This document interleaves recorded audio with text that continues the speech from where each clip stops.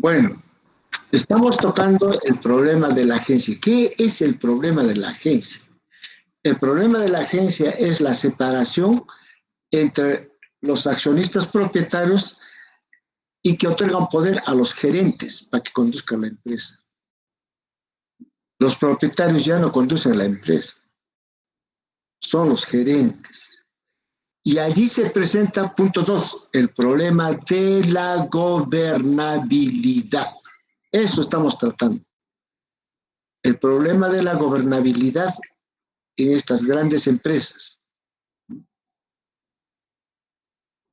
Y nos dice claramente que quien tiene poder de decisión son los gerentes.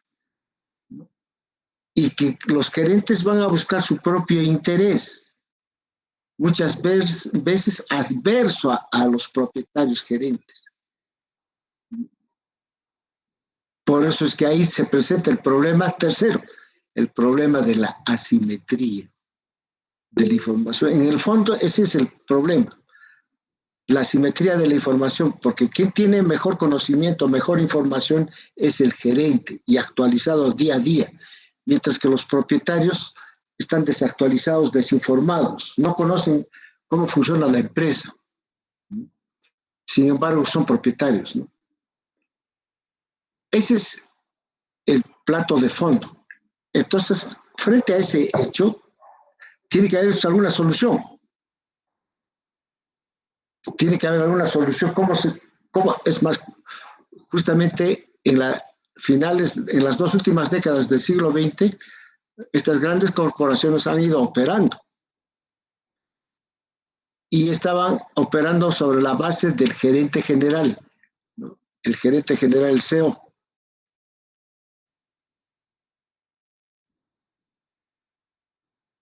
Entonces, si esto es así, ¿cuál debería ser el perfil de un buen gerente?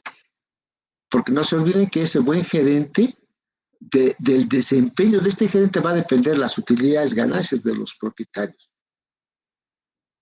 Y por eso decimos que un buen gerente tiene que cumplir con todas las habilidades, experiencias, recursos y autoridad, ¿no? Para manejar una empresa. Tiene que tener alto nivel de preparación, experiencia, recursos, como para que pueda sacar adelante esa empresa, ¿no? Y que no les cause ninguna sorpresa ni rareza. En Lima, por eso es que tenemos pues allí todo un mercado de gerentes. Hay un directorio de gerentes y ahí están los mejores gerentes, ¿no? Y las empresas están a la casa de los mejores gerentes. Profesor, disculpe, se presentando pantalla. A ver, vamos a ver.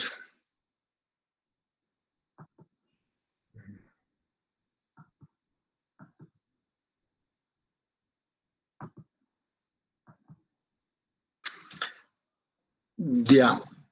Entonces, la gerencia es el que va a conducir la empresa, por lo tanto, los propietarios siempre van a buscar al mejor gerente, al más dinámico, al mejor preparado.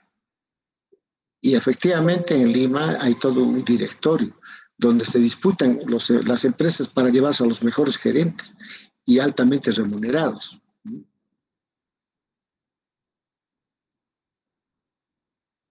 Entonces, dice así, ¿no? El reto para todos los participantes en el gobierno corporativo, o sea, en la gran corporación, esa empresa corporativa, es precisamente asegurarse de que existe un balance adecuado entre ambas cualidades para que las decisiones del CEO, o sea, del gerente general, apunten hacia los intereses de largo plazo de los accionistas y no hacia sus propios intereses. Entonces aquí hay pues intereses encontrados, el interés del gerente y el interés de la junta de accionistas, de los propietarios. ¿Cómo compatibilizamos esos intereses? Y ahí está el problema de la gobernabilidad, ¿no? El problema de la gobernabilidad. Y al parecer, pareciera que eso se presentó, dice, porque nos presenta Fernández Vaca con esto de los dinosaurios. ¿Qué cosa quieren decir los dinosaurios, Fernández Vaca? Quiere decirnos que en el siglo pasado habían grandes empresas, inclusive ya jerarquizadas, ranqueadas. Las 10 más grandes empresas, y aquí está ahí. Ahí tienen ustedes en esa diapositiva cómo han ido cambiando las 10 empresas más grandes del mundo según el valor de mercado de sus acciones, ¿no? En la década de los 70 del siglo pasado, las 10 grandes corporaciones del mundo estaban, gran parte en esas empresas norteamericanas, la IBM, la AT&T, la Eastman Kodak, la General Motors, la ExxonMobil, Sears Rubik, General Electric, la Texaco, y así. Ahí tienen ustedes en esa década las 10 más grandes empresas del mundo. Pasados 10 años, 1982, se mantiene la IBM, ¿no? La AT&T, y ahí están, ¿no? Toditas estas empresas, la General, etcétera, la General Electric, la General Motors, que son americanas, ¿no? La Reebok también, ¿no? Bueno, ahí están. Pero aparecen nuevas empresas, mire, la Toyota Motor, ¿no? La Amoco. 10 años después pasa a ser la ExxonMobil entre las gigantes, la General Electric, y así. Ahí también está la Coca-Cola, ¿no? La Mitsubishi Bank, ahí están todas estas, ¿no? En la década de los 90. Siglo XXI, acá están gran parte de las empresas asiáticas, en este caso China. PetroChina está. También hay otra acá, Industria Comercial Bank of China, ¿no? Y ahí está, vean ustedes. Acá abajo está al final también la China Móvil. Lo cierto es que el tamaño de las empresas más gigantes han ido creciendo, pero también han ido cambiando en el tiempo. Desde 1972 a la 2010 han desaparecido muchas empresas gigantes. Y según el autor, dice efectivamente que estas empresas gigantes en el tiempo entraron en crisis justamente por el problema de la agencia. Otras se han mantenido probablemente que han estado muy bien gerenciadas, ¿no? Pero otras han caído. Y él dice que la probabilidad de que han caído estas empresas es porque justamente se les presentó el problema de la agencia. Entonces, el problema de la agencia, como estamos viendo estas grandes empresas, va cambiando. Inclusive, obviamente, tiene que cambiar hasta de gerentes, ¿no? Y de tamaño, etcétera. Lo cierto es que estos grandes dinosaurios gigantes, empresas, han ido cambiando en el tiempo su importancia, ¿no?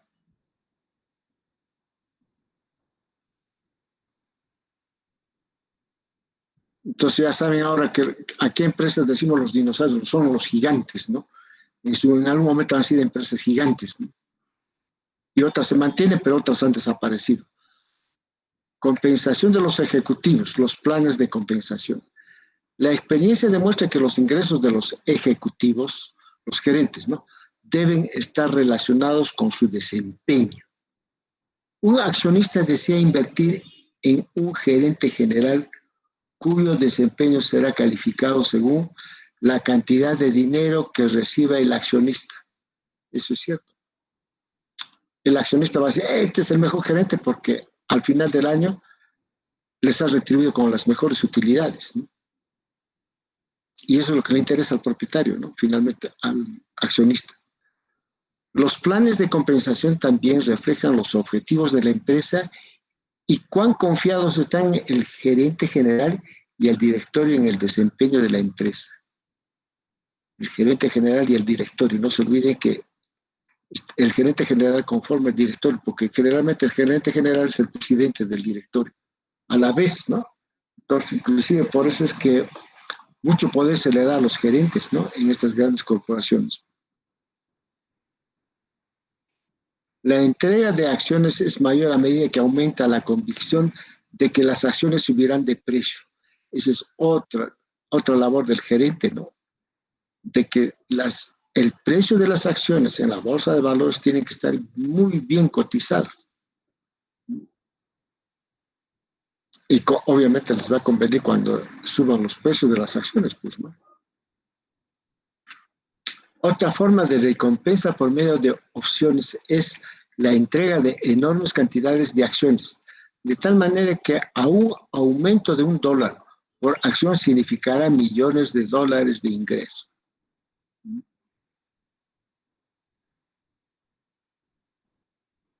La gobernabilidad corporativa. Habiendo asimetría de la información, habiendo problemas de gobernabilidad, ¿no? Y habiendo conflicto de intereses, entonces, ¿cómo se lleva la gobernabilidad corporativa? Entonces, ahora eso lo vamos a estudiar. ¿Y cómo se resuelve ese problema? En otros términos, ¿no? Vayamos por partes. La gobernabilidad corporativa es, en el fondo, el problema de riesgo. Aún más, riesgo moral, que aparece cuando un empresario o manager acopia fondos de los inversionistas para usarlos productivamente o para convertir sus activos en dinero líquido. Los financistas necesitan el capital humano especializado del manager para que sus fondos generen rendimientos. Por eso es que aquí no cuenta pues la varita, que mi cuñado, que mi familia, no. El gerente general tiene que ser el más capo, el más trome, el más talentoso. Por eso buscan siempre el mejor capital humano, altamente especializado.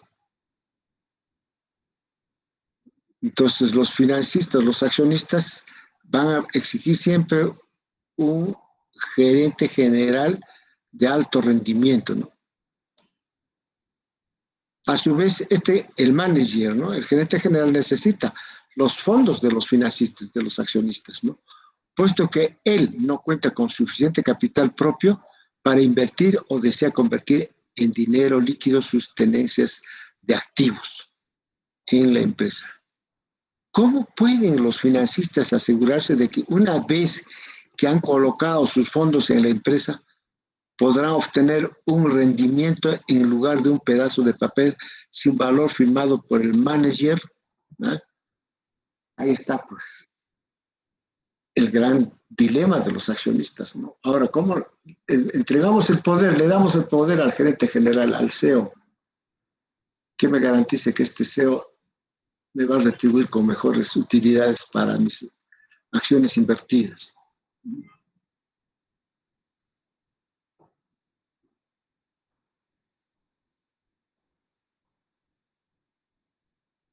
Y por otro lado, todavía viene ahí el otro problema, ¿no? Así dice, el problema de agencia que surge en este contexto está relacionado con las dificultades que tienen los financistas para asegurarse de que sus fondos no sean expropiados o malgastados en proyectos no rentables, porque también eso sucede, pues.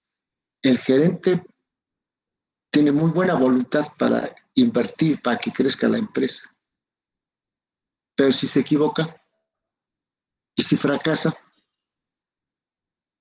¿verdad? Entonces también, por eso los propietarios tienen que cuidar que no sean malgastados sus fondos.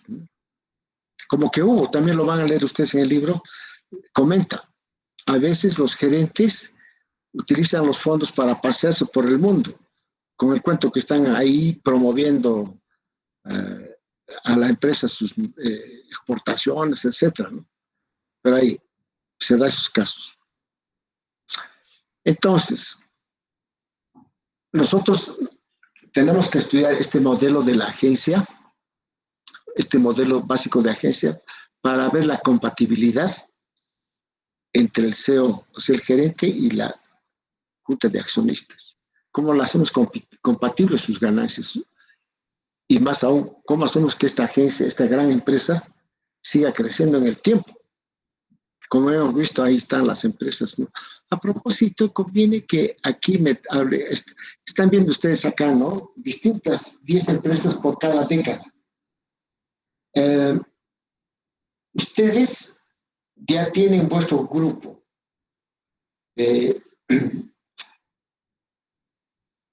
Me tienen que trabajar, todo esto está en internet, todo está en internet. Ustedes entran a internet y van a entrar las 10 grandes empresas en el Perú. ¿Quiénes son las 10 empresas más grandes del Perú? Y como son 4, divídanse el trabajo. Por ejemplo, podemos reconstruir en la década de los 70 qué empresas peruanas ocupaban los 10 primeros lugares. En la década de los 80, en los 90, en el 2000, ¿qué empresas peruanas? Eso puede hacerlo un alumno. El otro alumno ya también tendría que buscar, porque están también en internet, y hay comentarios, entrevistas a periodistas, así, hacer un trabajo de investigación. ¿Por qué crecen las empresas o por qué colapsan, por qué cierran? ¿O por qué están un tanto débiles? ¿Qué ha pasado? Porque también hay comentarios sobre integración vertical, fusiones, etcétera, ¿no? Mayormente son fusiones. Eso tiene que explicarlo también bonito. O sea, es un trabajo de investigación sobre las 10 grandes corporaciones del Perú, ¿no? Del Perú. Y sobre, obviamente, tiene que hacerlo para el año 2020, ¿no? Entre el 2010 al 2020, ¿cuáles han sido las 10 primeras empresas más grandes en el Perú? ¿No? Entonces, creo que el trabajo para 4 alumnos está muy bien. Es cuestión de que cada uno se divida el trabajo y lo hagan bonito. Pero es más que todo, este trabajo no es por hacer tu trabajo por el trabajo, sino que aprendan, conozcan, estudien. Tienen que saber ustedes la importancia de la organización industrial en el Perú, porque eso es lo que te garantiza el crecimiento de la economía y el desarrollo económico de nuestro país. Y nosotros estamos en la edad de piedra. Muchas veces lo declaramos al empresario un enemigo. Y eso no está bien, ¿no?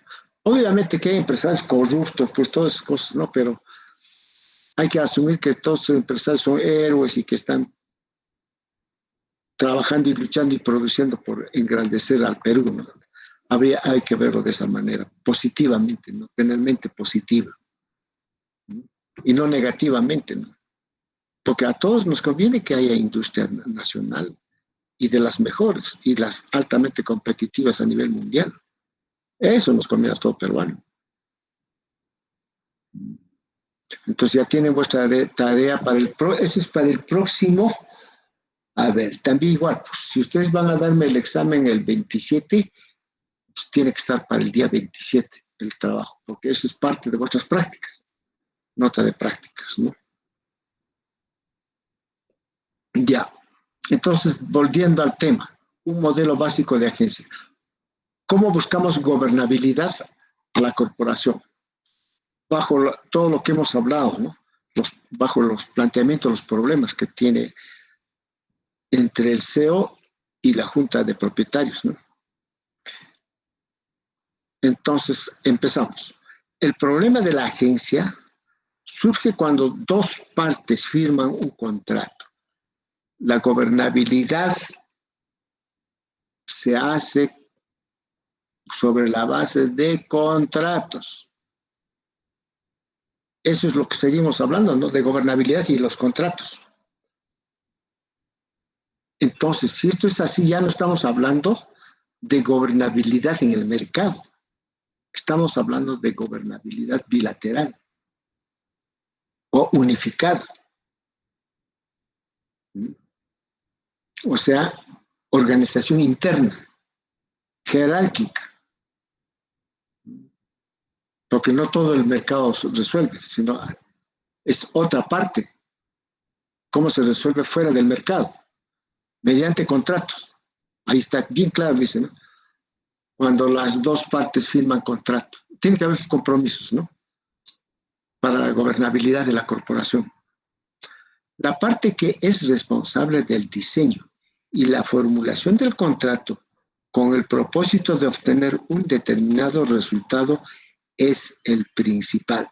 O sea, ya no vamos a hablar la junta de propietarios, los accionistas, sino principal. Ese es el nombre técnico. El principal y el agente. Por eso decimos el principal, que es los propietarios. Y el agente, el gerente, ¿no?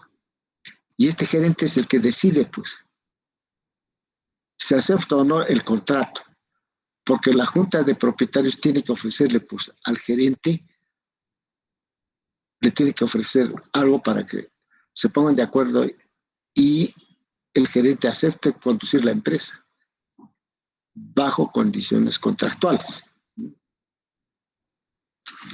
Entonces, para que este contrato sea aceptado voluntariamente por el agente, el programa de optimización del principal debe considerar una condición de participación, es decir, una propuesta de remuneración que le garantice a la gente una utilidad esperada no menor de la que obtendría en un empleo alternativo.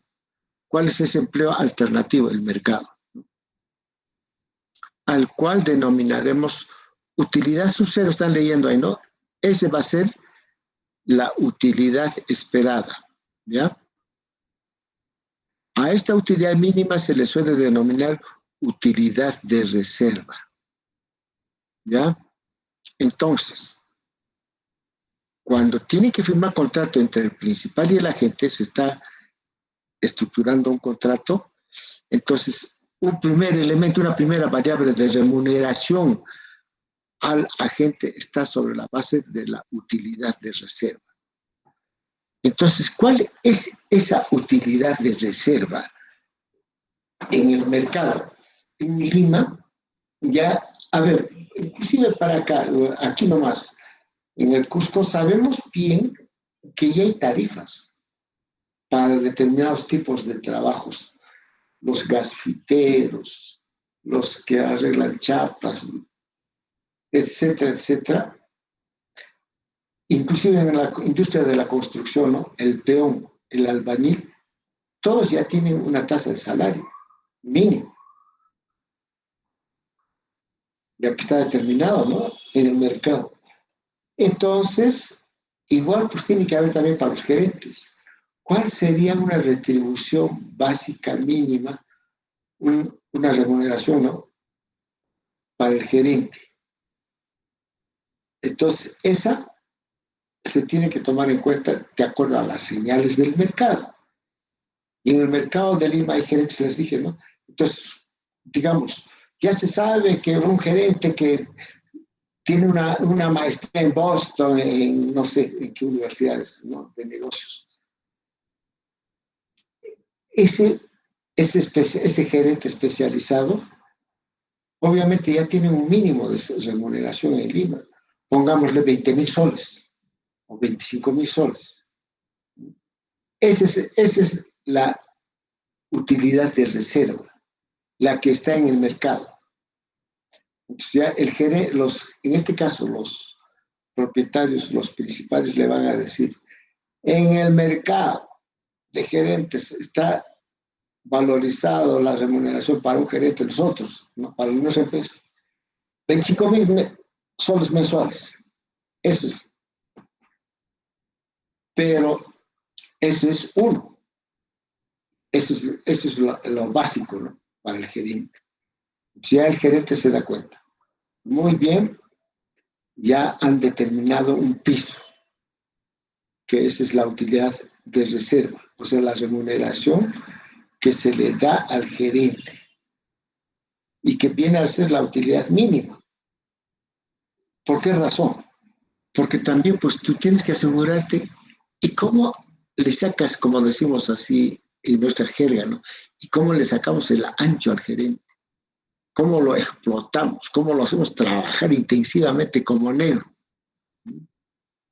Así decimos, pues, no, pucha, yo he trabajado anoche como negro. Ya de eso estamos hablando. Tiene que trabajar duro, o sea, en otros términos estamos diciendo, va a tener que trabajar duro, día y noche, ¿no?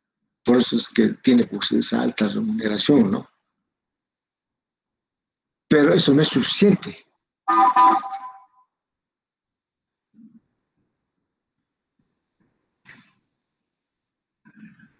Para que este contrato sea aceptado voluntariamente por el agente, el programa de optimización del principal debe considerar una condición de participación. Estamos hablando de un programa. En el contrato está el programa de actividades del agente. Y tiene que ser un programa de optimización.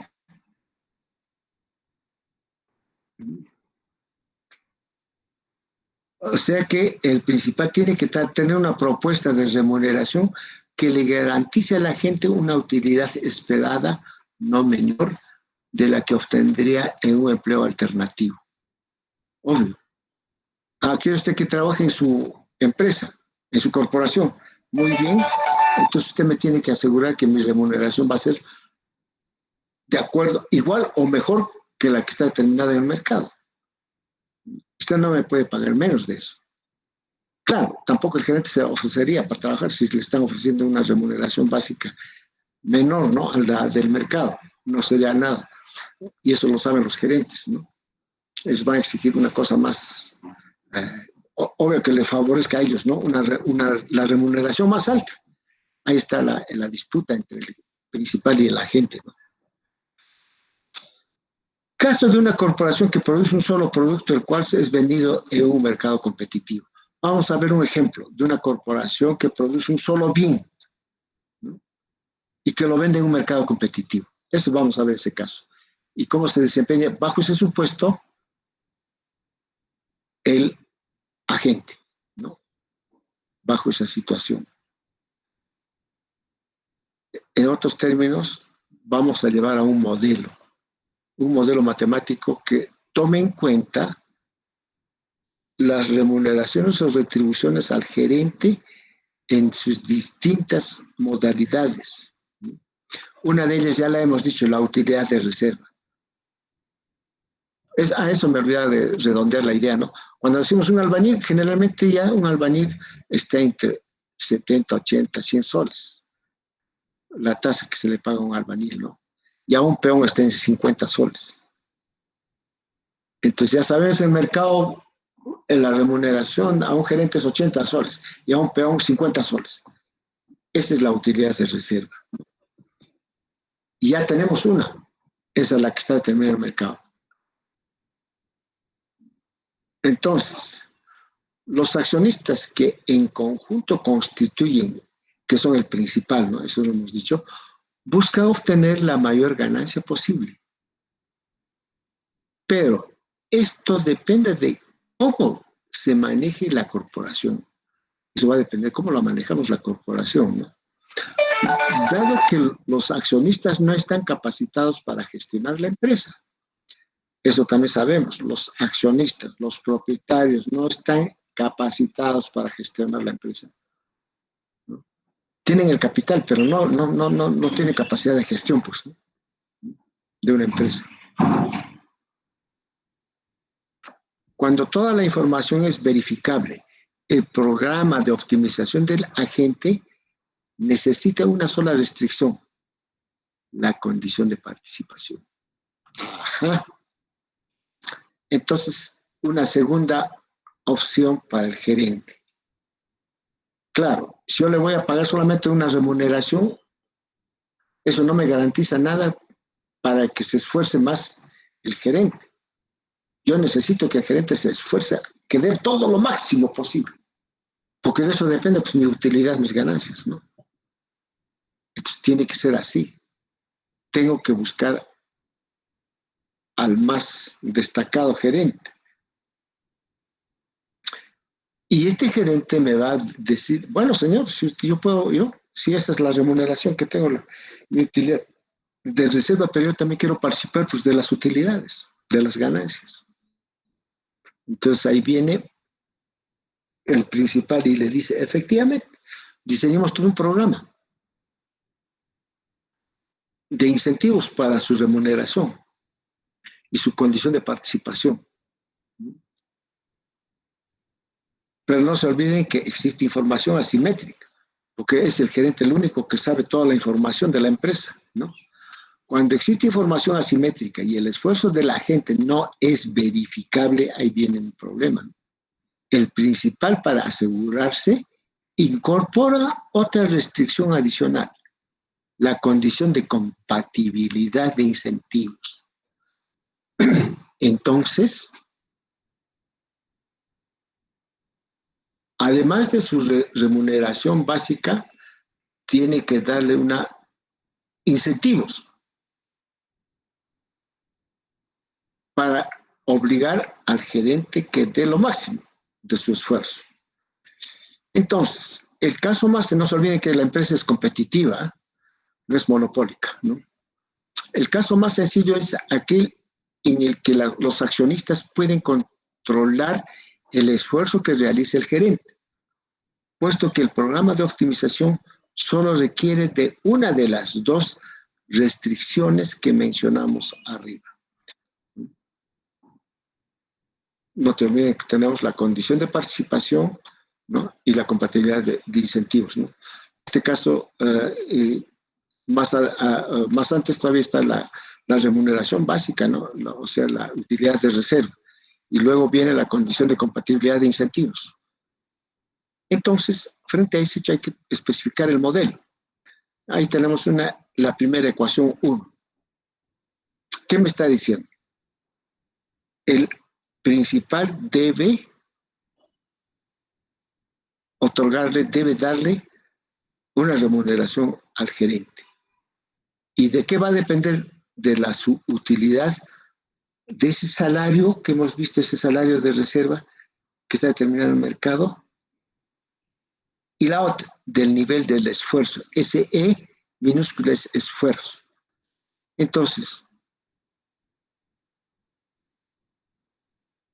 el principal va a dar dos incentivos, el de los salarios y el nivel de esfuerzo.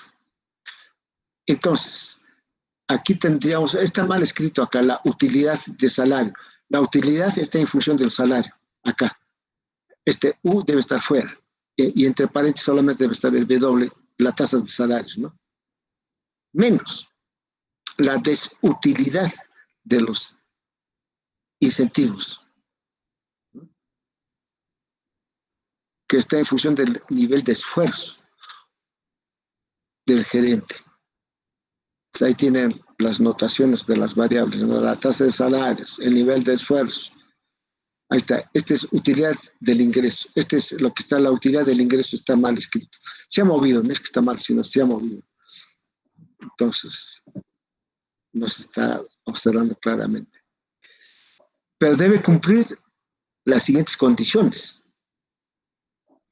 Mira, obvio, la tasa de salarios tiene que ser mayor a 0. Siempre tiene que ser positivo, ¿no? Pero también el gerente tiene aversión al riesgo. Ese no se va a mandar por las 24 horas trabajando, ¿no? A través del nivel del esfuerzo. Él también tiene que recuperar sus energías, tiene que también cuidar su salud, alimentarse, etcétera, ¿no? Entonces, tiene aversión al riesgo.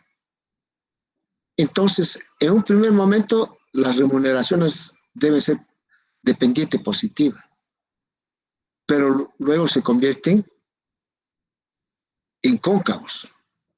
O sea, se torna en el largo, no diríamos largo plazo, sino más adelante se torna la pendiente negativa. O sea, en otros términos, ese nivel de esfuerzo del gerente está pues en función también a un hecho real, hasta dónde tiene posibilidades de esforzarse, ¿no? Va a dar todo lo que pueda, ¿no? Pero tiene aversión al riesgo, tampoco no puede apostar todo. No puede apostar todos los huevos en una canasta, ¿no?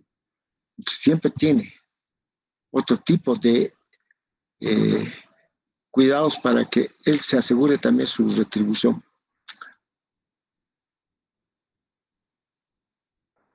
En el segundo término que estamos viendo, ¿no? O sea, la desutilidad del nivel de esfuerzo. La desutilidad del esfuerzo va a estar en función de qué? Del precio del mercado de ese producto que produce la empresa. Tiene que estar por el precio del mercado, ¿no? El precio del producto. El costo marginal y el volumen de ventas. Entonces, aquí tenemos que la función, aquí está, también se ha movido esta. Esta letra phi es el beneficio, ¿no? ¿Qué me está diciendo? Que está en función del nivel de ventas. O sea, X es el nivel de ventas de la producción de la empresa. Y de las remuneraciones del gerente. Entonces, las ganancias de la empresa, está bien claro el modelo, ¿eh? Por eso bien bonito es este, a mí me gusta el modelo, bastante simple, pero bien estructurado. En otros términos, ¿se acuerdan ustedes? Yo les decía, esto que estamos viendo, cuestión de los problemas de costos de transacción, problemas de gobernabilidad, eso lo vamos a ver con un modelo, se puede medir, ahora estamos midiendo eso. ¿Cómo compatibilizamos el esfuerzo del gerente, ¿no? Que entra muchas veces pues, en contradicción con los intereses de la junta de propietarios. Cada uno quiere irse por su lado, ¿no? De acuerdo a su propio interés. Entonces, volviendo a esta ecuación 2, me está diciendo que el principal diseña un programa de incentivos remunerativos al gerente a través del nivel de producción de ventas y los salarios. Y que esta tiene que depender también del precio unitario del producto menos el costo marginal. O sea, ahí tienes la brecha de diferencia, ¿no?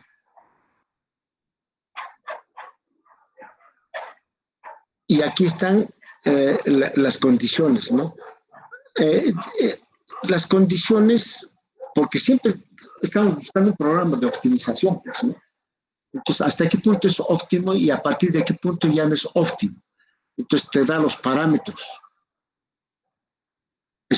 Acá están los parámetros del comportamiento del nivel de esfuerzo del gerente y del nivel de su desutilidad del gerente, ¿no? Entonces, el nivel, por ejemplo, para todo esfuerzo tiene que ser mayor a cero, obvio. También el modelo tiene que reflejar lo que el hecho, o sea, la realidad se da. El nivel de esfuerzo tiene que ser mayor que cero, positivo, no va a ser negativo. Te esfuerzas y después fracasas, todavía eso no sería consistente. El modelo tiene que ser consistente con lo que se está buscando, un programa de optimización.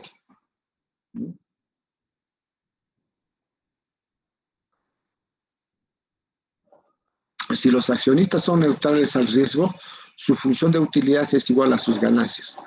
Considerando la ecuación de densidad de la distribución de las ventas de la forma, ¿no? Función de X es, no se olvide que función de ventas y del nivel de esfuerzo. Entonces, clave, esto resulta ser la función de densidad.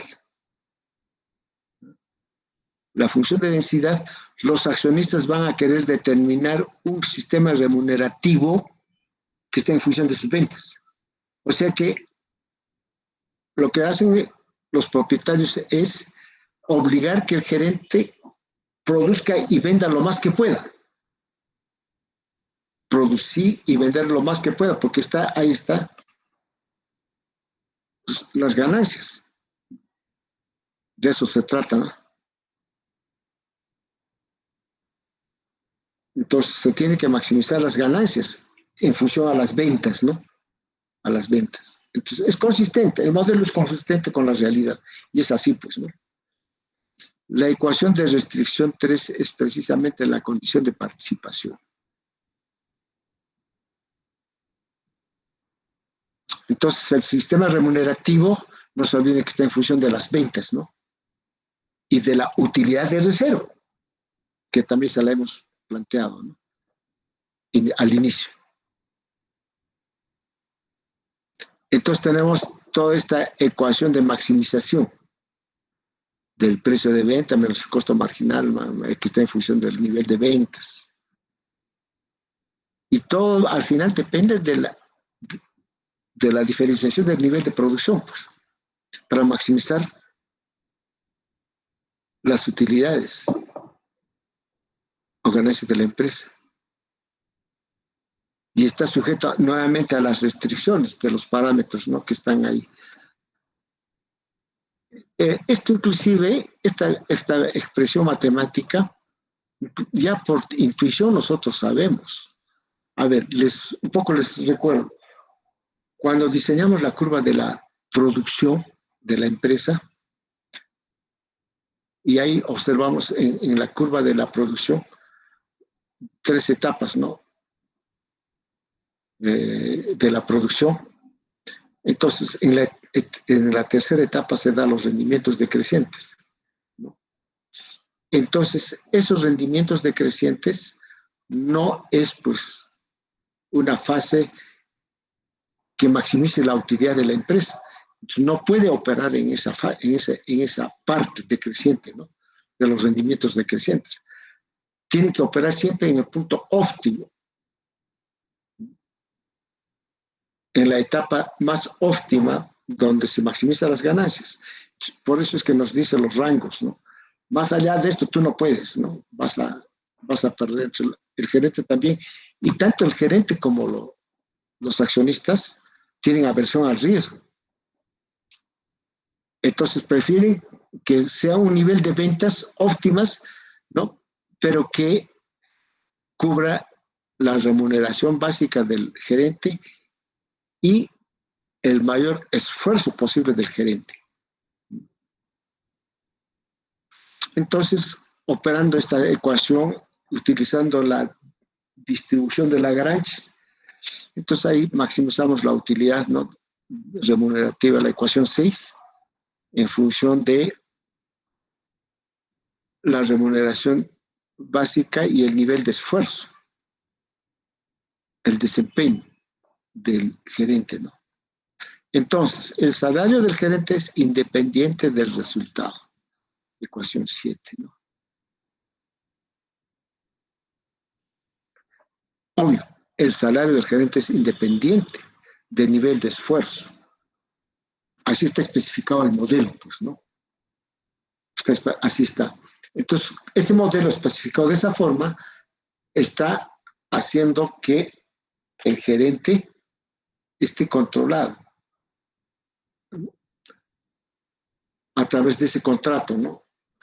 Y ahí están las especificaciones del modelo, donde te dice claramente que se llega a un punto óptimo de remuneración, pero también se llega a un punto óptimo de producción de la empresa para cumplir esa función de densidad, ¿no?, de satisfacer al gerente su remuneración, de acuerdo a su esfuerzo y el salario de mercado.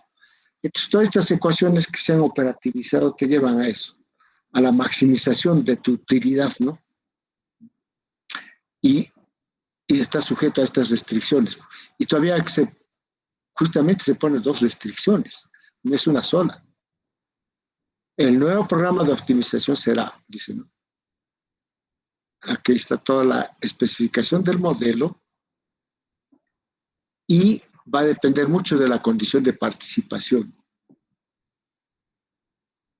Esa función de densidad sigue siendo clave para el gerente, ¿no?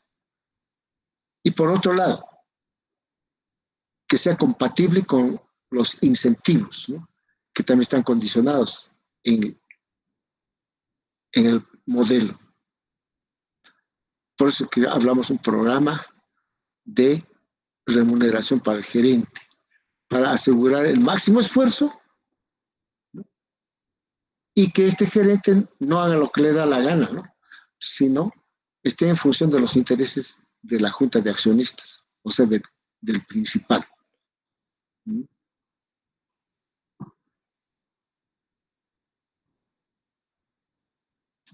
Entonces, este modelo matemático que tenemos, ahora, ¿qué cosa nos ayuda a observar?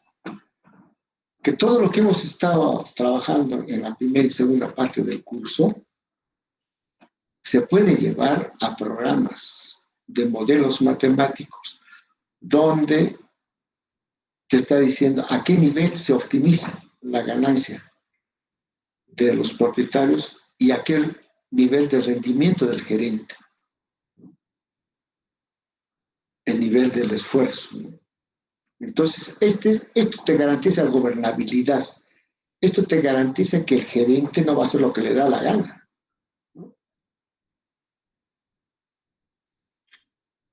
Entonces, este modelo matemático ayuda pues a la teoría económica de Williamson de cómo superamos el problema de la gobernabilidad de una empresa. Porque ese es el gran problema pues, de gobernabilidad. Ahora ahí hacemos gobernabilidad planteando, especificando un modelo. Ahora, justamente, ¿por qué he empezado con este modelo? Porque los siguientes modelos es mucho más sencillo, porque este es un poquito más complicado, como está relacionado a la teoría de de las conductas oportunistas de los agentes económicos, la racionalidad limitada, etcétera. Con esto estamos superando todo eso.